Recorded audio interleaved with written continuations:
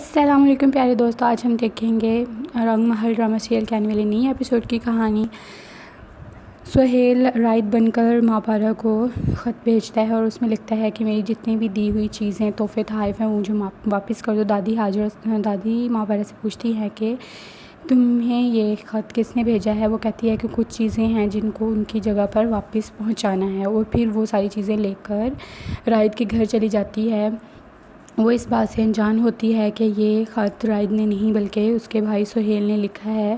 وہ وہاں جا کر ساری چیزیں اپنی جگہ پر رکھتی ہے۔ اتنی دیر میں سہیل اس کے پیچھے آ جاتا ہے اور اس کو کہتا ہے کہ رائد نے تمہاری بہت کم قیمت لگائی ہے، میں ہوتا تو تمہاری ایک اسمائل پر تمہیں سونے ہیرے جواہرات میں تول دیتا۔ ماں پارا کہتی ہے کہ سہیل بھیا یہ آپ کیا کہہ رہے ہیں؟ سہیل کہتا ہے کہ وہی جو تم رائد کے ساتھ کرتی پھر رہی ہو۔ تمہیں کیا لگتا ہے کہ مجھے کسی بھی چیز کا پتہ نہیں ہے؟ یہ اتنی بھولی بننے اور معصوم بننے کا ناٹک کسی اور کے سامنے کرنا، مجھے سب پتہ ہے کہ تم کیا کرتی پھر رہی ہو۔ ماں پارا کہتی ہے کہ سہیل بھیا یہ آپ غلط بول رہے ہیں، اور اتنی دیر میں باقی سارے گھر والے وہاں آ جاتے ہیں۔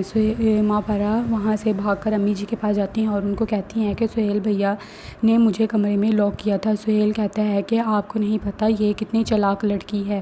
ماں پارا کہتی ہے کہ امی جی یہ جھوٹ بول رہے ہیں، انہوں نے مجھے کمرے میں لاک کیا تھا، اور پھر وہ اس کا گریبان پکڑ لیتی ہے۔ سہیل کہتا ہے کہ دیکھیں امی جی یہ کتنا جھوٹ بولتی ہے، اور آپ سب کے سامنے ہی یہ میرے ساتھ کیسے کر رہی ہے۔ پھر سہیل کی امی ماں پارا کو کہتی ہے کہ تم جھوٹی لڑکی اور یہاں سے نکلو، اس کو کھینچتے ہوئے گھر سے باہر لے جاتی ہیں۔ وہاں پر رائد، دادی ماں اور باقی سب آ جاتے ہیں۔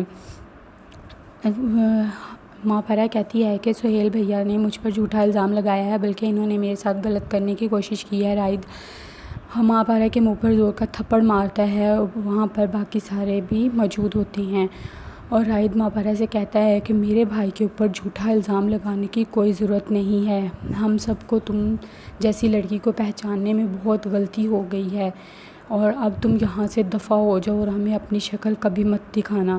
ماں پارا رائد سے کہتی ہے کہ آپ تو مجھ پر یقین کرتے، آپ بھی مجھے غلط سمجھ رہے ہیں، لیکن رائد اس کی ایک بات بھی نہیں سنتا اور اس کو وہاں سے نکلنے کا کہتا ہے، اور پھر سارے گھر والے وہاں سے اندر چلے جاتے ہیں۔ ماں پارا کو بہت زیادہ افسوس ہوتا ہے کہ کم سے کم رائد تو اس کی بات کا یقین کرتا ہے، لیکن ایسا نہیں ہوتا۔